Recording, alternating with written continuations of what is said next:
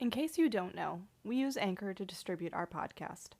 We love it because it's free, there are creation tools that allow you to record and edit your podcast right from your phone or computer. Anchor will distribute your podcast for you so it can be heard on Spotify, Apple Podcast, and more. There's no minimum listenership to start earning money, if that's a goal for your podcast. And everything you need to make a podcast is in one place. Download the free Anchor app or go to anchor.fm to get started creating your own podcast. Hi, this is Cheyenne. And this is Rachel. Welcome to What the Finance. We're so glad you're here. So this week, we are talking about pets. Yeah. Which kind of seems like it wouldn't necessarily be something that belongs on a finance podcast, but oh boy, does it. It really does. It really does. And I think the reason that it doesn't seem like something that belongs in a finance podcast is 100% the reason that it belongs on a finance podcast. Exactly. Yeah. People get pets because they're wonderful to have and they're cute, and they can be emotionally fulfilling. But the other side of that is that they can also super stress you out if you don't have money to take care of them properly and you didn't think about the finances of having a pet in your life. So Cheyenne, did you have pets growing up? I did. So we had 4 dogs as I was growing up, and a couple of cats. And my parents have always had, not always. So we went a stretch where we didn't have pets, but then we've had them now for a few years. And then as an adult, I've had a cat and a couple of dogs. And we are currently planning for our next pup. So stay tuned on that. Awesome. What about you? So I had some small pets growing up. Now I grew up mostly in like apartments, like as a young kid. And so dogs are usually like, but I did have some fish to disastrous effect. Poor fish. Actually, so I have, I know some people who are trying to set up an aquarium right now and are like, they've put time and research into it. And it's like, it's a really, first of all, fish are significantly more expensive than I would have ever thought, to be honest. And also, they're very finicky. Right. Which I guess makes sense. I mean, but also, like, I don't think that I would have originally had that like realization had I not known some people who were like doing the fish thing. Hardcore researching into getting fish. Yeah. That's fair. It's very fair. But yeah, we did also get a cat when I was a kid, because like many children, including mine, as a matter of fact, I don't want to say me and my siblings, I am actually terrified of dogs. And I'm more like as a general rule, and then I like dogs on like a case-by-case basis if I get my siblings all begged for a dog for years and years and years and years, and finally my mom said, no, we're not getting a dog, but fine, we can get a cat. Was also not a super positive experience for me as a child. Of course, declawing cats is extremely inhumane. So my parents didn't do it, but our cat really liked my hair more than anybody else's. So that didn't go real well for me. And now as an adult, I've also had several pets. Most recently a hamster, and she is great fun. Although we recently, and we'll talk about cats here in a second instead of randomly rambling about our pet histories, but it turns out that those starter cages that you get for rodents, just at like any old pet store, are actually not big enough for like a standard sized hamster. And so we recently bought what does have enough space for her at a minimum is a 40-gallon aquarium. So that's what she's in now. And we haven't seen her for a while because she's having a great time burrowing in this tank that is, or, in her habitat that is big enough for her. But that makes me happy. Yeah. Our little Blanky is living her best life, burrowing away. Good for her. Good for her. So has she stopped trying to escape now? Yeah. That's, perfect. Yeah, I don't think that we don't have things like stacked tall in the aquarium, so she can't even reach the roof, and that helps. Yeah, that's smart. But yeah, so that's also been a bonus. Yeah, makes sense.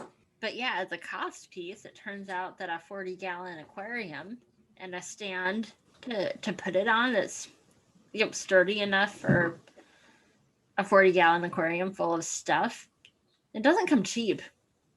I would believe that. So, I bought ours used off of Facebook. Then the combo was still $150. Dang. Yeah. But new, that set would have been like $500. So I feel really good about this. I feel good about what I paid, but it still wasn't exactly chump change. Yeah. Yeah. That's the thing. I think that I don't think that people realize how expensive pets are until they are adults and have to pay for one. Right. Because we had a cat, and he was, cats are relatively low maintenance. That's one of their perks, is that they're pretty low maintenance, except that he also he was kind of an expensive little dude. Right. And our dog too, he was pretty, towards the end of their life, their end of life care can get very expensive. Mm-hmm. If they age, they get spendy. It's worth it. It's totally worth it. Right. Definitely. We wouldn't do it if it wasn't, but it's also something to make note of and plan for. With our next pet, we'll set up a sinking fund so that any vet visits are paid for out of that, and then when they don't go, it just kind of stacks up, and we'll use it towards that end of life stuff that just starts to come up, because it gets spendy. Right. It really does. And I think even not the end of life stuff, right? Just bringing your pets into the vet for their regular annual checkups or whatever. Yeah, that's not cheap. No. No, it's definitely not. And I know that there are companies that provide pet insurance. I have never done any research into them, so I don't know how worth it that would be. But I should probably do that. I should have probably done that before this episode, now that I think of it. But so I did do a little bit ahead of the episode. And basically what I gathered is that it's a whole lot like human insurance, like your own regular health insurance.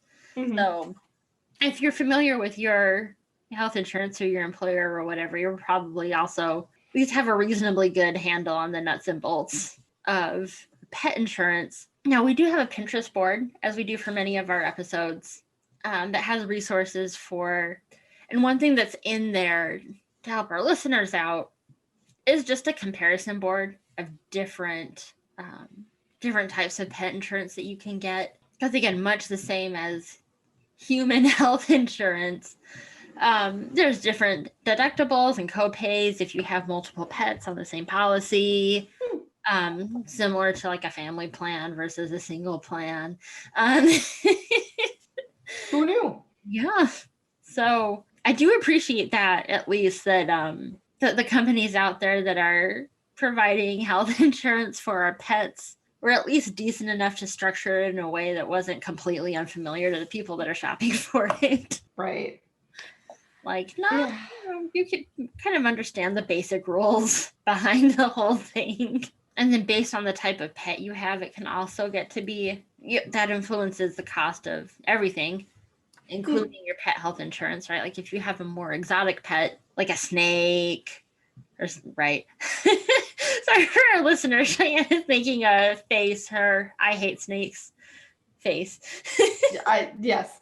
I will say it every time. Snakes they're not pets. They're not cuddling you. They're trying to decide if they can eat you. That's what they're doing. Yeah. They're not, I don't like them. I don't, my 10th grade biology teacher had a snake in his classroom, a live snake. Her name was Ruby. That was also my favorite class in high school, though. So, well, I'm like 90% with you, but then I've got that 10%. Like, I love the teacher, I love the class, and Ruby was just kind of like part of the package deal. 10th grade biology in my high school. So it was a bit of a mix. There's no percentage of me that likes snakes. I'm genuinely terrified of them. And like, I would say that it's probably, I think it would qualify as a straight up phobia, how much I dislike them. They're not pleasant. I feel the same way about frogs and toads and stuff too. Birds are that animal for me. Yep. It turns out that many types of birds are the types of pets that people will get as, like little hatchlings because they're adorable. Mm-hmm. But then they grow up a little bit and you realize that this is a terrible pet. Like geese, for example. Mm-hmm. Goslings are adorable. You get like a teenage goose. Yeah, no, they'll kill you. So yeah. And you don't want a pet like that. And so then people let them go and wreck the habitat and give toddler Rachel a lifelong phobia of waterfowl. I'm not a huge fan of birds either. Like, I like them at a distance. They're pretty. Right. But I don't necessarily want them near me. And I feel the same way about spiders. I have a healthy relationship with spiders. Like, I don't want it near my person. But if I come across one, it's not that big of a deal. Like, we'll just kind of look at each other, have the conversation of like, okay, that's your space. This is my space. Right. We're cool. Mm-hmm. But also in the summer, if I find them in my house, I let them outside. That's very decent of you. Spiders, not birds. I've yet to find there was a bat in my apartment one time. Which we also captured and let outside. So, okay, first of all, I shouldn't say we. It was all Bridget. Second of all, I think she just directed it outside. I don't think it was like captured in any way. I think it was shoved outside. Well, I think that's what you're supposed to do, right? Like turn off all the lights in your house except for... I was mostly focused on staying out of the way so that it didn't get in my hair. A good call. I don't know that that's ever actually happened to anybody. I think it's just like the fear. One thing that I found when I was preparing for this episode that I thought was super interesting was an infographic put together by Experian, which is also pinned on our Pinterest board. It really breaks down like the lifetime costs of what you can expect with different types of pets, but it also talks about like what types of pets are most common in certain professions. And I thought that was kind of cool. That is very cool. Like, and this was a divide that I thought personally was super weird. So nurses are more likely to have dogs, but doctors more likely to have cats. So it's not like medical are dog people. Like it, no, I didn't. I just thought that was kind of cool. Yeah. What was it for teachers? Does it say? Also dogs. Dogs, that makes sense. Here's the funny thing, based on our conversation earlier about fish, people who work in finance are more likely to have them. Yeah. Funny. And other low maintenance pets. Yeah, that's... And yeah, just, I don't know. Personally, I really struggle with that characterization of low maintenance. Yeah, I agree. I really do think that it's just a reflection of how much you value the life of that animal. I think sometimes, yeah. I mean, consciously or not, right? Like you might just buy into the narrative that that a fish is low maintenance without realizing that actually they're not that low maintenance. Yeah. And so you're not consciously going, oh, I don't value the life of this fish. You're just unconsciously buying into like this social narrative.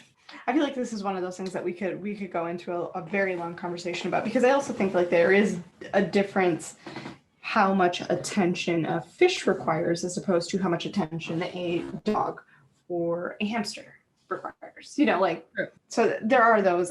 So I do think that like there is that piece of it, I guess. That's very true. Low maintenance doesn't mean no maintenance. True. Right. Yeah, exactly. As we stated at the beginning, we're saying, it wouldn't seem like pets would be a thing that a finance podcast would talk about. However, it does play into, we'd already talked about how their care can be very expensive over the lifetime, and especially towards the end of their life, but also at the beginning of their lives when they're puppies or kittens, Right, they go in a lot. Nuts. Yeah, they go in a lot, and they grow out of things really quickly. Like they grow out of toys because they're smart. They also have razors inside of their mouths, and so they destroy them very quickly.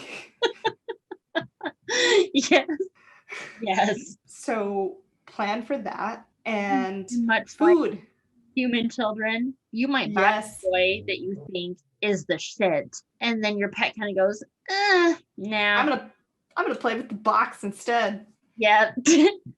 You've got to mentally prepare yourself for that as well. Oh yeah.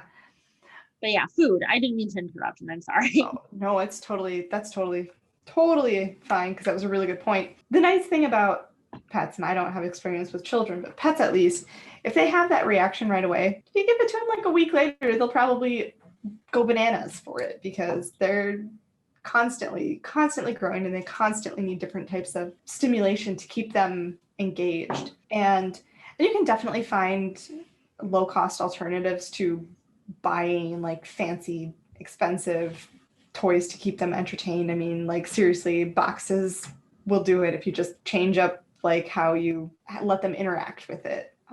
It's definitely like, it's very, very possible to do at low cost, but I wouldn't say that there's any no cost way to entertain them. I think that eventually there's going to be a little bit involved there when it comes to like the brain engagement aspect of things. Cats, dogs are kind of what I'm talking about, because those are the two that I have experience with, but they definitely need stuff to keep them busy. Otherwise they get naughty. They get very naughty.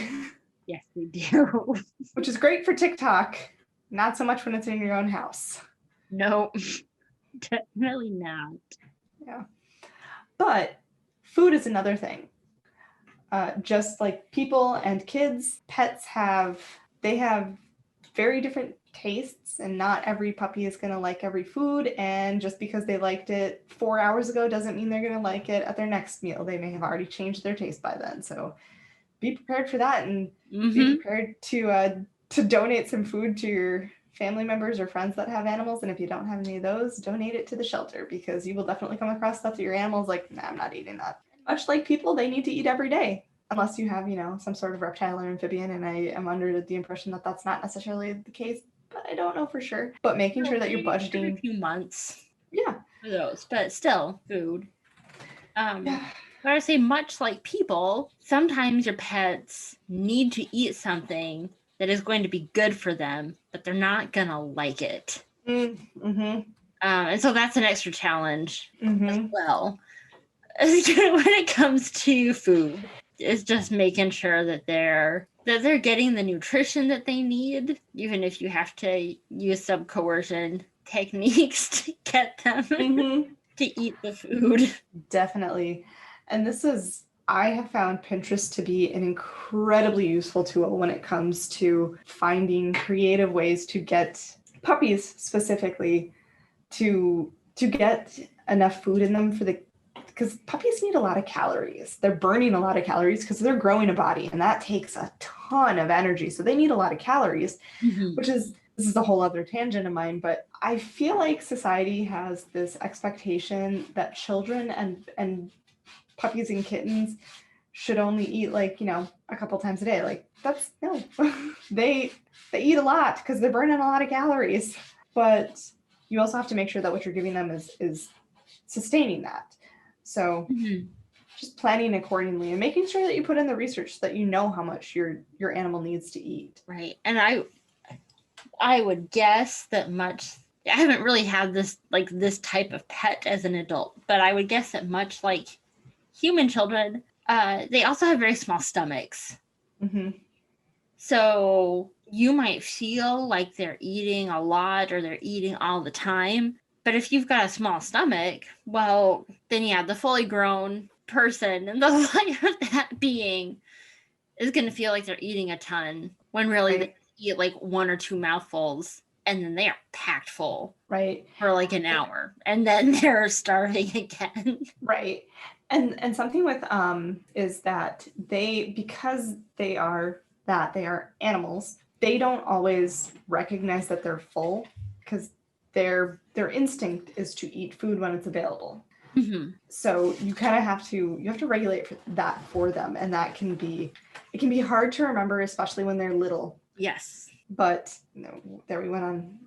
I told you it was going to be a tangent, but just making sure that you are planning for the amount of food that they're going to eat at the beginning of their lives, because it is pretty significant. It gets better as they get older because it's easier to plan for consistently how much they're going to eat. When you first get them, it's hard because you don't know. You learn as you go. But once you figure it out and you get into a good routine, that's much easier. But just making sure to have something budgeted, and then once you figure it out, go from there. Mm-hmm. And also, please don't make your pet be a vegetarian. Yeah, no. Might be a part we might want to cut out, but man, sorry. It just kind of came up in my world again semi-recently on, I think it was like TikTok or something like that. And I was like, don't do that. Don't do that. No, or people who like make their cats be vegan. Like, right. No, you are an idiot. You are an idiot. You're killing your cat is what you're doing. Yeah. Yeah. Definitely probably going to want to take that part out. Yeah, for sure.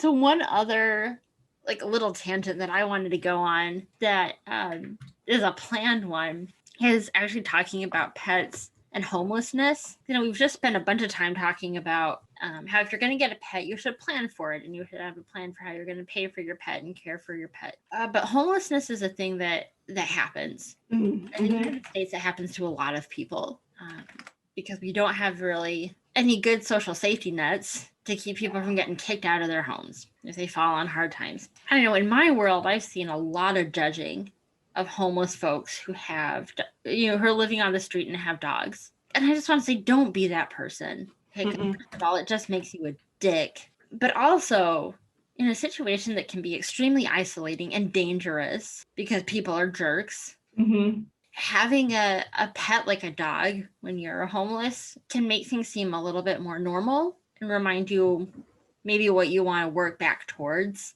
And also help to keep you safe. Yep. So if you, rather than judging, if you want to help those folks and their pets, there are organizations that do exactly that. And many of them are nonprofits. And we have those pinned on the board itself is actually called The Natural World because we have another wildlife episode coming up that we're really excited about. And it made sense to me to lump them together. But so those organizations that are nonprofits, if you choose to donate to them to help that group of people, that donation is tax deductible. So that's a good thing for you to think about if you want to help folks who have pets whose plans fell through. That's a good thing for you to do. Yeah. I think those are all really, really great points to mention. But yeah, definitely, if you are at a place where you don't have the time to commit to having a pet, that might be a really good option. Or volunteering at a local shelter. I don't think that there is ever an instance in which shelters are not looking for volunteers. They're pretty much willing, I think, to accept any help that they can get. If you don't have the time to commit to that, much like not having the time to commit to having a pet, but you want to help, ask your local shelter what supplies they need. Oftentimes they do have lists that either go out on social media accounts or just to local stores where you can buy supplies that they need and donate that towards or directly to them. I know ours where I'm at to do that. I would assume that that's a pretty universal thing.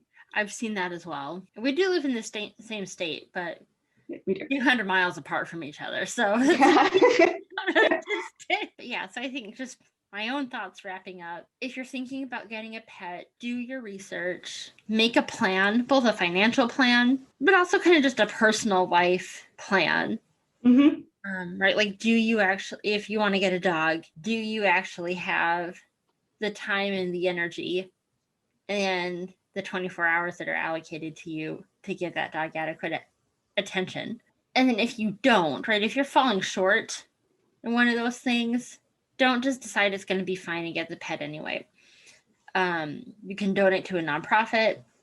You can donate your time, to like a local humane society or some other shelter that in your community, so that when you do actually get a pet, the pet is enriching your life, but you are also enriching that pet's life. Yep, absolutely. I agree. My ending thoughts, one thing that we didn't mention and I had forgot to write down before, not only when we talked about a lot of things that you may not think of that come with the cost of having a pet, specifically dogs, training, making sure that you're planning for the cost of training. It's an expensive piece, but it's very necessary for both your sanity and your pets. Yes. Training is so great, and there are so many options. I know that there are online options, especially this year. We've seen a lot of trainers come out with online training availability. But making sure that you have some sort of plan in place for that, because it makes everybody's life so much better, and making sure that you have the time and the money to put into that is super important. It really is. Thank you for listening to this episode of What the Finance. You can subscribe everywhere you get your podcast so you never miss an episode. You can also email us at what_the_finance@protonmail.com. Visit us on Facebook at What the Finance. Follow us on Instagram at What the Finance. Check us out on Pinterest at What the Finance, or tweet us at finance_what. We hope you enjoyed this episode of What the Finance. It's been fun for us to release these back catalog of episodes, and we hope that you've been enjoying them. Now, don't forget, if you were enjoying these episodes, it would help us out a ton if you would either subscribe to our YouTube channel or subscribe to the podcast anywhere that you listen to podcasts so that you never miss an episode.